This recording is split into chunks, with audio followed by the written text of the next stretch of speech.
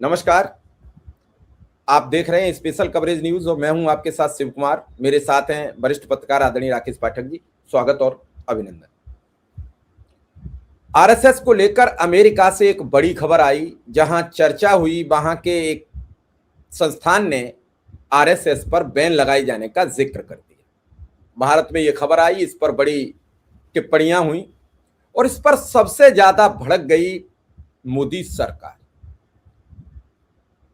Press वार्ता हुई विदेश मंत्रालय की, उसमें बहुत टेढ़ी बातें की गई। लेकिन इससे पहले ट्रंप ने सैकड़ों बातें ऐसी की जो भारत के स्वाभिमान पर हमला था, भारत के इज्जत पर हमला था। उन्होंने कहा कि पाकिस्तान से हमने सीज फायर रुकवा दिया। सरकार की तरफ से एक वक्तव्य नहीं आया, प्रधानमंत्री की तरफ से एक वक्तव्य नहीं आया और आरएसएस जो उनका पितृ संगठन है उस पर केवल चोट हुई है, शुरुआत भर है। बिलबिला गई है पूरी भाजपा, बिलबिला गई है मोदी सरकार। इसके क्या परिणाम होंगे, इस पर हम बातचीत करेंगे।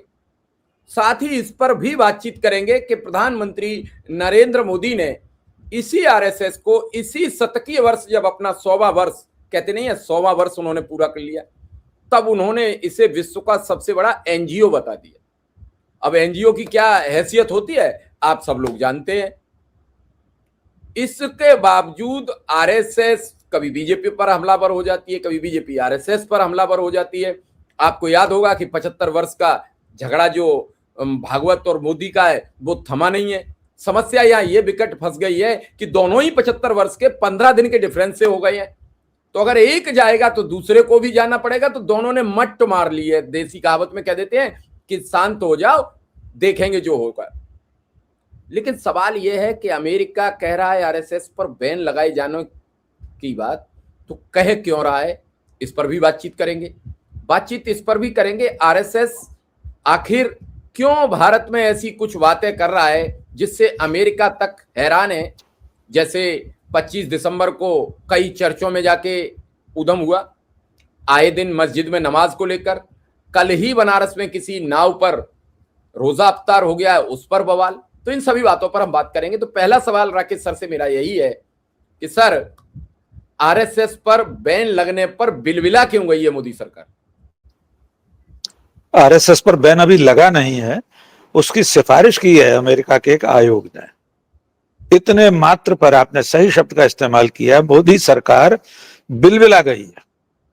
वरना जिस मोदी सरकार को रोज रोज हो रही बेइज्जतियों से रंच मात्र फर्क नहीं पड़ता, पिछले 1 साल से डोनाल्ड ट्रंप और अमेरिका की सरकार प्रधानमंत्री नरेंद्र मोदी को व्यक्तिगत रूप से और भारत सरकार को बिला नागा नीचा दिखा रहे हैं, अपमानित कर रहे हैं, उसका कोई प्रत्युत्तर नहीं देती सरकार। आज तक प्रधानमंत्री नरेंद्र मोदी की तरफ से भारत सरकार या विदेश मंत्रालय की तरफ से इसका भी खंडन नहीं किया गया कि सीज फायर डोनाल्ड ट्रंप ने करवाया है। 80 बार दावा कर चुके हैं। एक तरफा ट्रेड डील थोप दी जाती है। डोनाल्ड ट्रंप कहते हैं मैं नरेंद्र मोदी का पॉलिटिकल कैरियर बर्बाद नहीं करना चाहता हूं। उस पर कोई तिल मिलाता नहीं है, उस पर कोई भी बिल मिलाता नहीं है, किसी को भी अपमान नहीं लगता। और एक ऐसी संस्था जिसका पंजीयन ही नहीं है इस देश में, रजिस्ट्रेशन ही नहीं है, अगर उसको बैन करने की सिफारिश अमेरिका, बड़ी बात कह रहे हैं पंजीयन की और रजिस्ट्रेशन की, इसका कोई मतलब बहुत बड़ी बात, अनरजिस्टर्ड है।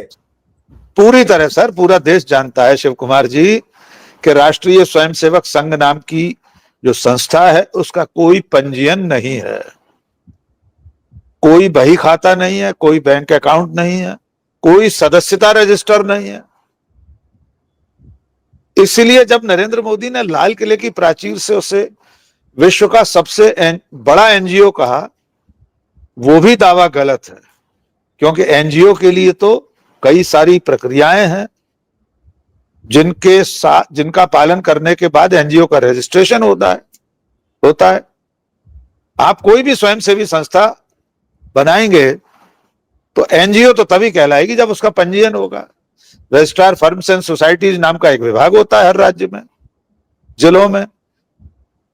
आप अपनी बैडमिंटन एसोसिएशन बनाना चाहें, कुश्ती संघ बनाना चाहें, कोई और मोहल्ला सुधार समिति ऐसी बनाए जिसे आप एनजीओ कह रहे हो, तो उसका रजिस्ट्रेशन जरूरी है।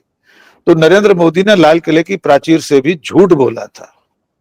आरएसएस एक अपंजीकृत संस्था है, एक कुनबा है जिसका कोई लेखा जोखा नहीं है। लेकिन जब अमेरिका की सरकार उस पर बैन लगाने की बात करे, वहां का एक आयोग मांग करे या सिफारिश करे, तो नरेंद्र मोदी क्यों बिलबिला रहे? उनकी सरकार, विदेश मंत्रालय का प्रवक्ता रणधीर जायसवाल क्यों कलप रहे थे कल? संघ बोलता, उससे अधिकार है। राष्ट्रीय स्वयंसेवक संघ कहता कि हम तो ऐसा कुछ नहीं करते, हम तो स्वयंसेवी संगठन है, मानवता की सेवा करते हैं, हम पर बैन की मांग जो हो रही है वो गलत है, हम अल्पसंख्यकों पर कोई अत्याचार नहीं करते। विदेश मंत्रालय को क्या अटकी पड़ी कि एक अनरजिस्टर्ड संस्था के लिए गला फाड़ने आ गए? अब क्या जरूरत पड़ी उस पर आ जाते। दरअसल में आप सब जानते हैं कि बीजेपी का मातृ संगठन, पितृ संगठन, माई बाप सब कुछ आरएसएस है। खुद प्रधानमंत्री नरेंद्र मोदी संघ के स्वयंसेवक से, शाखा से निकलकर यहां तक पहुंचे। बीजेपी की पूरी चुनाव मशीनरी आरएसएस के इशारों पर चलती है।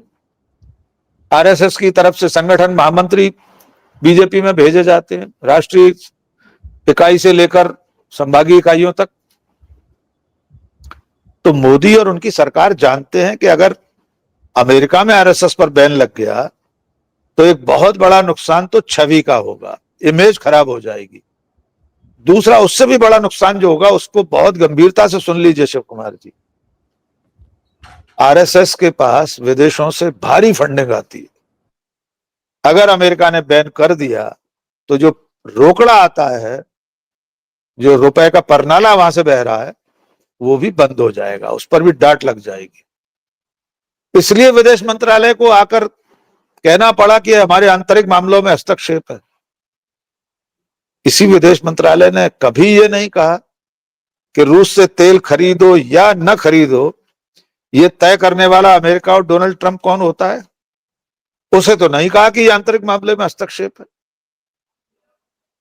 ट्रेड डील में सारी शर्तें अमेरिका ने तय की, तब तो नहीं कहा रूस से तेल खरीदना है, इसकी इजाजत मांगने आप जिसके यहां गए थे वो तो आंतरिक मामलों में दखल देगा ही, क्योंकि वो तो आपका सर्वे सर्वा बन बैठा है, वो तो नियंत्रक हो गया है भारत का। भारत का चक्रवर्ती सम्राट तो अब डोनाल्ड ट्रंप है। इसलिए डर गया विदेश मंत्रालय, भारत सरकार, कि अगर आरएसएस पर बैन लग गया तो उनकी कई तरह की राजनीतिक दुकानें जो कई अलग अलग मुखौटों के साथ चलती हैं, बैन लगेगा अमेरिका में, लेकिन दर्द यहां होगा।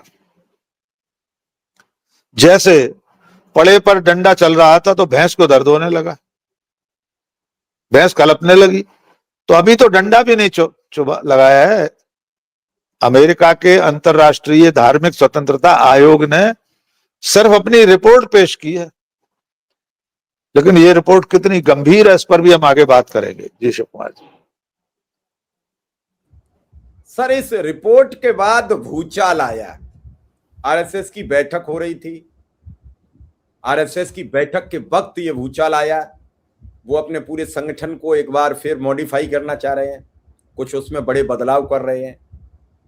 उन्हें यह भी चिंता सताई जा रही है कि 2027 में चुनाव फिर 5 राज्यों में है, अभी 5 राज्यों में प्रस्तावित है, यानी 2028 तक 18 राज्यों में चुनाव हो जाएगा।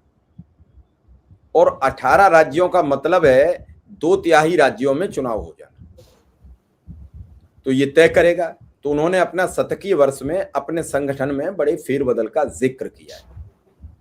लेकिन इस फेरबदल से पहले इतनी नकारात्मक खबर आई, जो आपने कहा कि रोकड़ा का परनाला रुक जाएगा, पैसा आना बंद हो जाएगा। वो कौन सी राडो का प्राडो, कौन कौन सी घड़ियां होती हैं, भाई साहब के चश्मे बड़े बड़े महंगे होते हैं, और कपड़ों का भी कोई अब तो सानी नहीं है, क्योंकि जब से नरेंद्र मोदी ने कपड़ों का जो एक नया सिस्टम तैयार किया है, तो राजनीतिक दलों में भी और आरएसएस में कपड़ों की होड़ मची हुई है। लेकिन इस सबके पीछे इस देश की फिक्र किसको है? अगर आज आरएसएस की बात पर इतना भड़का है विदेश मंत्रालय, तो उस दिन क्यों नहीं भड़का जब उन्होंने 50% टैरिफ का जिक्र किया? उस दिन क्यों नहीं बोला जब उन्होंने 25% का जिक्र किया? उस दिन क्यों नहीं भड़का जब वहां की सर्वोच्च अदालत ने टैक्स जीरो करने की बात कर दी कि हम कोई टैक्स नहीं लेने देंगे, ये जब तक वहां की जो कांग्रेस की बैठक नहीं होगी, अमेरिकी कांग्रेस की बैठक नहीं होगी, तब तक ये नहीं होगा। और उसके बावजूद भी नहीं कुछ बोले, और उसके 1 घंटे बाद उन्होंने फिर कह दिया हम फिर भी 15% 10% लेंगे, फिर भी कुछ नहीं बोले। तो क्या आरएसएस ही बीजेपी है? मेरा सवाल बड़ा सर गंभीर है। और बीजेपी ही आरएसएस है? केवल ये अलग अलग मुखौटे हैं कि जब वक्त आएगा तो आरएसएस कह देगा कि सारी मस्जिदों में मंदिर मत खोजिए, फिर जब वक्त आएगा तो बीजेपी के योगी आदित्यनाथ कह देंगे कि कटोगे तो बटोगे, फिर हिमंता विश्व शर्मा कह देंगे कि मियाँ को पैसे मत दो, उसके फ्री बैठो, या 10 रुपया बनते तो 4 रुपया दो, आर्थिक तोड़ दो। और फिर जब सब बच जाएंगे तो फिर अमित शाह कह देंगे कि घुसपैठिए रोकने, इसलिए हमें चुन लो। तो ये सर बड़ा गंभीर मामला है कि आरएसएस और बीजेपी के इन रिश्तों ने पूरे भारत को एक अजीबो गरीब मोड़ पर लाके खड़ा कर दिया। इस मोड़ से कैसे निजात मिली? देखिए, आरएसएस और बीजेपी तो एक ही थैली के चट्टे बट्टे हैं, एक ही सिक्के के दो पहलू हैं। वही ऊधो है, वही माधो है, उनमें कोई फर्क नहीं है। लेकिन अमेरिका से जो सुई चुभोई गई है वो इतनी गंभीर है कि सरकार बुरी तरह से परेशान हो गई। उसमें जो सिफारिशें की गई वो भी जान लीजिए, और हमें कहां रख दिया गया है। आप देश के सम्मान की बात कर रहे थे अभी, हम बताएं कि सम्मान हमारा कहां पहुंच गया है। सर एक छोटी सी बात है उसमें, क्या ये भी चुभ हो रहा है कि माय डियर फ्रेंड ने कह दिया है? अगर कोई लड़ाई झगड़े वाला कह देता तो बात चल जाती। तो क्या आरएसएस तो ऐसा नहीं सोच रहा है कि हम 75 वर्ष का जो जिक्र कर रहे हैं उसको लेकर माय डियर फ्रेंड का ये संदेश हो कि 75 वर्ष अगर हमारे दोस्त पर हमला बोला तो हम तुम्हें भी बैन लगा देंगे? बड़ा सवाल है सर इसमें। देखिए, सबसे बड़ी बात तो यही है कि डोनाल्ड ट्रंप हमारे प्रधानमंत्री नरेंद्र मोदी के बहुत व्यक्तिगत मित्र हैं। सवाल सिर्फ प्रधानमंत्री और राष्ट्रपति के पद का नहीं है, उनकी निजी दोस्ती है। अभी एक उनका वीडियो कल परसों से वायरल हो रहा है सुरक्षा को लेकर। इससे पहले भी वे कहते रहे माय डियर फ्रेंड, उनके लिए वोट मांगने गए थे अमेरिका, अब की बार ट्रंप सरकार। तो आपने सही कहा, यह ज्यादा महत्वपूर्ण बात है कि बैन लगाने की मांग किस सरकार में हो रही है, उसमें जिसकी गोद में बैठी हुई है हमारी सरकार। और सिफारिशें क्या है? नंबर 1, आरएसएस के पदाधिकारियों को अमेरिका में प्रवेश से रोका जाए। नंबर 2, उसकी जो संपत्तियां हैं उन्हें जब्त कर लिया जाए। नंबर 3, हमें कहां रख दिया है वो जान लीजिए, जो मैं शुरू से इशारा कर रहा हूं। भारत का नाम पाकिस्तान जैसे देश के समकक्ष रख दिया गया है। उस आयोग ने जो सिफारिश की है उसमें जिन देशों का जिक्र है जिन्हें खतरनाक माना जा रहा है, जिनके संगठनों को खतरनाक माना जा रहा है, उनमें पाकिस्तान और उसके संगठन भी शामिल है। म्यांमार है, चीन है, ऐसे देश जहां पर न तो लोकतंत्र है कायदे का, उनके साथ हमारा नाम रख दिया गया। ये इसलिए भी हुआ है कि राष्ट्रीय स्वयंसेवक संघ का एक बगल बच्चा संगठन है जो अमेरिका और यूरोप दुनिया भर में काम करता है, उसका नाम है हिंदू स्वयंसेवक संघ। जो यहां राष्ट्रीय स्वयंसेवक संघ है, अमेरिका में वो हिंदू स्वयंसेवक संघ कहलाता है। पिछले कई सालों से जो काम यहां कर रहा है आरएसएस, नफरत की खेती का, लोगों को बांटने का, धर्म के आधार पर, भाषा, क्षेत्र, कपड़े, पहनावा, भोजन, सबके आधार पर जो बंटवारा यहां किया जा रहा है, ऐसा ही बंटवारा संघ का वो जो अमेरिका में संगठन है वहां भी कर रहा है। वहां तमाम मंदिरों पर संघ के पदाधिकारियों का कब्जा है, दुनिया भर में जहां जहां मंदिर है वहां भी वे सिखों के खिलाफ, बौद्धों के खिलाफ, दलितों के खिलाफ, क्योंकि आज काम करने वाले तो दुनिया भर में सारे लोग हैं, सभी धर्मों के लोग हैं। लेकिन अमेरिका में बैठकर भी धार्मिक भेदभाव का काम संघ और उसके लोग कर रहे हैं। इसलिए अमेरिका की संस्था ने अमेरिका के सामाजिक सद्भाव के लिए संघ को खतरा माना है, इसलिए बैन लगाने की सिफारिश की गई। जी सर, क्या बैन लगा? अभी तो केवल सिफारिश है, अभी लगा नहीं है। अगर बैन लगा तो फिर क्या आरएसएस की एंट्री अमेरिका में बैन हो जाएगी या पूरे विश्व में बैन हो जाएगी? थोड़ा सा जानना चाहते हैं ताकि दर्शक समझ सकें। नहीं, देखिए, ये जो सिफारिश है ये तो अमेरिका का आयोग है, अमेरिका की सरकार कोई सिफारिश कर सकता है और अनिवार्य नहीं है कि उसे मानना ही है। हमारे देश में भी तमाम तरह के आयोग होते हैं, उनकी सिफारिशें सुझाव जैसी होती हैं, सरकार को चेताने के लिए होती हैं, जानकारी लाने के लिए होती है। वैसा ही अमेरिका का यह आयोग है। अमेरिका की संसद, अमेरिकन कांग्रेस, जिसके मातहत यह आयोग बना है, जो पूरी दुनिया में अल्पसंख्यकों की धार्मिक आजादी पर नजर रखता है, उसकी सिफारिशें मानने के लिए ट्रंप या अमेरिका की सरकार बाध्य नहीं है। लेकिन इतना होना भी तो बहुत है, पिछले कई साल से इस तरह की सिफारिशें आ रही हैं। अगर बैन लगा भी तो सिर्फ अमेरिका में लगेगा, बाहर नहीं लगेगा। लेकिन उसका संदेश कितना बड़ा होगा, आप कल्पना तो करके देखिए। जिसे प्रधानमंत्री नरेंद्र मोदी दुनिया का सबसे बड़ा एनजीओ कहे, उसे अमेरिका खतरनाक संगठन मान के, उसकी गतिविधियों को आतंकवादी जैसी गतिविधियां मान के प्रतिबंधित कर दे, तो इससे ज्यादा शर्म की बात क्या होगी? सरकार के लिए, खुद मोदी के लिए जो संघ के स्वयं सेवक रहे, डॉक्टर मोहन भागवत के लिए, और दुनिया के तथा कथित सबसे बड़े एनजीओ के लिए, सबके लिए यह शर्म की बात होगी। फिर भी मुझे नहीं लगता कि डोनाल्ड ट्रंप अभी इस पर बैन लगाएंगे। पर अगर कोई आयोग इस विचार पर भी पहुंचा है कि आरएसएस एक खतरनाक संगठन है, तो यह अपने आप में बेहद चिंतनीय बात है। सर, एक बड़ा सवाल यह है कि इस मौजूदा परिस्थितियों में, इस मौजूदा हालातों में अगर हम बात करें तो पूरे विश्व में बड़ी हलचल है और हमारे देश में आरएसएस पर सवाल खड़े हो रहे हैं। और आरएसएस के खिलाफ जो रिपोर्ट आई है उसके आपको क्या कारण नजर आए? क्यों अमेरिका के आयोग ने ऐसी एक रिपोर्ट बनाई? कहां आरएसएस को उसने गलत समझा? सर देखिए, एक तो मैं शुरू में आपसे कहा अभी कि अमेरिका में उसकी जो गतिविधियां हैं वो भी ठीक नहीं है, लेकिन इन सिफारिशों का मूल आधार तो भारत में अल्पसंख्यकों के खिलाफ जो कुछ हो रहा है वो है। ये संस्था पूरी दुनिया के तमाम देशों में धार्मिक स्वतंत्रता पर नजर रखती है।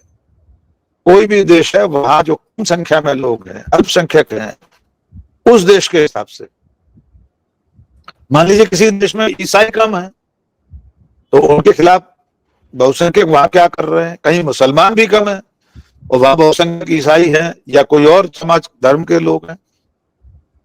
भारत पर जब वो नजर डालते हैं, वो संस्था लगातार हर साल पूरे साल भर होने वाली घटनाओं को दर्ज करते रहती है। उसमें दिखाई देता है कि किसी व्यक्ति के घर में घुसकर उसके फ्रिज को जांच करते हुए हत्या कर दी जाती है, सड़कों पर मॉब लिंचिंग होती है, ट्रेन में मॉब लिंचिंग हो रही है, घर पर नमाज अदा करने नहीं दी जा रही है, क्रिसमस नहीं मनाने दिया जा रहा, घर में क्रिसमस के कैरोल सिंगिंग पर रोक लगाई जा रही है। जैसे भजन होते हैं वैसे क्रिसमस पर ईसाई समुदाय के लोग अपने घरों में कैरोल सिंगिंग करते हैं, उस पर पाबंदी लगाई जा रही है। दलितों पर अत्याचार हो रहा है, आदिवासियों पर अत्याचार हो रहा है। भारत में जो कुछ हो रहा है वो दुनिया भर की नजर में है, इसलिए अमेरिका के इस आयोग की नजर में भी है। कोई चीज छुपी तो रह नहीं सकती। हमारा बात कर रहे हैं, ये भी जाएगा। कल वहां बनारस में एक नाव पर गिरफ्तारी कर ली लोगों ने और उसकी हड्डियां विसर्जित कर दी, इस पर गिरफ्तार कर लिया गया, मुकदमा दर्ज हो गया। जबकि वहीं गंगा नदी में अस्थियां विसर्जित करने जाते हैं पूरे देश के लोग, वे भी तो हड्डियां ही हैं। बड़े बड़े जहाज तमाम मलबा और गंदगी उसी गंगा में विसर्जित करते हैं। अभी एक वीडियो वायरल हो रहा है, देख लीजिए उसे। तो ये जो अल्पसंख्यकों पर जुल्म है भारत में बहुत ज्यादा बढ़ गया है पिछले 10-12 सालों में। सरकार का संरक्षण है, अत्याचार करने वाले लोग आरएसएस से जुड़े हुए हैं, आरएसएस के लोग हैं, या उसके आनुषंगिक संगठनों के लोग हैं, विश्व हिंदू परिषद, बजरंग दल, विद्यार्थी परिषद, हिंदू रक्षा दल वगैरह वगैरह। तो ये जो पूरी रिपोर्ट तैयार होती है, उससे आयोग को लगा कि भारत में अल्पसंख्यक सुरक्षित नहीं है।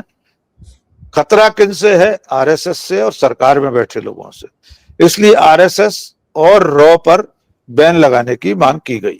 जी सर, यहाँ अब जैसे आरएसएस से बीजेपी डर रही थी कि आरएसएस पर इतनी बड़ी टिप्पणी हुई है, तो सरकार अगर इसे साफ बात इस पर नहीं करेगी, इस पर जवाब नहीं देगी, तो आरएसएस रूठ जाएगी। आरएसएस रूठ जाएगी तो मोदी की सरकार चली जाएगी। क्या इस तरीके की ये कोई तैयारी तो नहीं है कि आरएसएस को खुश कर लिया जाए, एक प्रेस कॉन्फ्रेंस कर दी जाए? क्योंकि ट्रंप तो जो करेंगे वो ट्रंप तय करेंगे, उसमें भारत का कोई हस्तक्षेप होगा ही नहीं, ये आप जान चुके हैं। तो क्या ये इसकी एक कवायद है कि आरएसएस नाराज ना हो कि आपके खिलाफ अगर कोई बात कही है तो हम आपके समर्थन में खड़े? बिल्कुल, आरएसएस की नाराजगी की चिंता तो मोदी, शाह और बीजेपी को करनी ही पड़ती है, करना ही चाहिए उन्हें, क्योंकि उन्हें तो चुनाव लड़ना है, और चुनाव लड़ने के लिए पूरी मशीनरी जो है वो संघ के कार्यकर्ता और स्वयंसेवक। इसलिए जिस सरकार को पिछले 1 साल से प्रतिदिन हो रहे अपमान से फर्क नहीं पड़ा, डोनाल्ड ट्रंप की बदतमीजियों से जिसके माथे पर शिकन नहीं आई, वो सरकार और उसका मंत्रालय एक एनजीओ के बारे में अमेरिका के आयोग की सिफारिशों पर बौखला गया। इसलिए सरकार को, विदेश मंत्रालय को बयान देना पड़ा, ये कहना पड़ा हमारे आंतरिक मामलों में हस्तक्षेप है, ताकि कम से कम आरएसएस को खुश रखा जाए। और वो भी अभी 5 राज्यों में चुनाव होने हैं। संघ ने अगर पीठ फेर ली तो मोदी, शाह को बहुत भारी पड़ जाएगा। तो ये तो बिल्कुल स्पष्ट है कि जिस विदेश मंत्रालय को देश के अपमान की चिंता नहीं हुई, कभी देश के प्रधानमंत्री के अपमान की चिंता नहीं हुई, वो विदेश मंत्रालय एक कागजी एनजीओ के सम्मान के लिए उतर आया सड़कों पर। सरकारी माध्यम से अमेरिका को खंडन करवाया जा रहा है। तो ये स्पष्ट है कि चुनावी रिश्ता है। आरएसएस कोई गैर राजनीतिक संगठन नहीं है, वो पूरी तरह से राजनीतिक संगठन है। चुनाव के समय पूरा काम करता है वो, जैसे पॉलिटिकल पार्टियां करती। कहने को तुर्रा ये है कि राष्ट्रीय स्वयंसेवक संघ एक स्वयंसेवी संगठन है। अब इस देश के लोग इस बात को समझ रहे होंगे। जी चलिए सर, देखते हैं कि दर्शकों की राय क्या आती है। आपने अपनी राय पूरी बताई है, क्या पर्पज है इस पूरे घटनाक्रम का, आखिर जनता, मोदी और आरएसएस के बीच क्या रिश्ता है। आरएसएस के लोग सर एक बात कहते हैं, मुझे आज याद आ गई तो मैं आपको बता ही देता हूं कि आरएसएस बड़ी धीरे से अपनी चोट करती है। वो जाके कहती है अमुक आदमी का चरित्र बड़ा खराब है, और ये बात कह के वो चली जाती है। फिर दूसरे दिन जाती है, कहते हैं अमुक का छत्र और गिर रहा है, कि शब्दों की बड़ी वो ढंग से संयोजन करते हैं। और फिर एक दिन वो जिस व्यक्ति के चरित्र का आनंद कर रहे हैं, वो एक दिन गुस्से में कह देता अच्छा खराब है तो तुम क्या करोगे। तो वो कहते हैं यही तो मैं कह रहा था 3 वर्ष से कि उनका चरित्र खराब है, आप लोग सुन नहीं रहे थे। और वो झूठ को सच साबित कर देते हैं। ये पूरा वो प्रोपेगेंडा चलाते हैं, और इसी पर पूरा देश मनन कर रहा है। बिल्कुल, ये नहीं समझ पा रहे हैं कि सच्चाई क्या है। नोटबंदी हुई सर, लाइन में लगकर लोगों की जान चली गई। कोविड का दौर आया, महामारी थी, लेकिन जितनी मौतें भारत में हुई वो भी मीडिया छुपा गई। कोई ऐसा व्यक्ति नहीं था जिसका कोई मिलने वाला इष्ट मित्र जिसकी मौत न हुई हो, कोई परिवार बाकी नहीं था। उसके बाद लगातार जो समस्याएं आती गईं, उन पर कभी कोई नहीं बोलता। अब गैस पर भी लाइनों में अब तक 2 लोगों की जान चली गई। आखिर कब तक हम चुप रहेंगे? हमें सवाल करने की जो आजादी मिली, और अभी आपने देख लिया कि सरकार करती क्या है। जो सोनम जी के साथ हुआ, उन्हें छोड़ा गया, और जब उसके मामले पर कहीं वो प्रोफेसर अली वाला मामला ना आ जाए तो उनका भी केस वापस हो गया। इसका मतलब क्या माहौल बिगाड़ने के लिए ये सब किया जाता है, या जिसकी छवि धूमिल हो जाती है उससे क्या माफी मांगी जाएगी? सोनम वांगचुक को तो देशद्रोही करार दिया गया, टीवी पे घंटों बहस हुई, तो क्या कोई चैनल माफी मांगेगा? गृह मंत्रालय ने तो अपना आदेश वापस ले लिया। ये सवाल इस देश की जनता को समझने पड़ेंगे। आपने हमें समय दिया, इसके लिए आपका बहुत बहुत आभार, बहुत बहुत धन्यवाद।